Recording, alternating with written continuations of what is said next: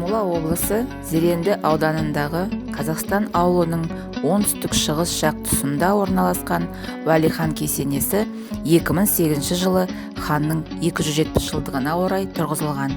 Мазарды салуға Уәлиханның ұрпақтары мұрындық болған.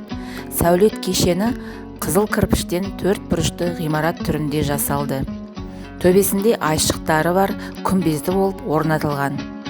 Елбасының болашаққа бағдар рухани жаңғыру мақаласы аясында абаттандыру жұмыстары жүргізілді. Хан кесенесін жаңғырту жұмысына Борис Козлов басқаратын Азия Агрохим серіктестігі демеушілік көрсетті. Уәлихан Абылай ханның баласы, орта жүзді 40 жылға жуық басқарған. Тарихи деректерге сүйенсек, ол билік еткен жерінде жерленген қазақтың жалғыз ханы екен. Уәлиханның сүйегі жерленген жерде бастапқыда белгі тасқана болған.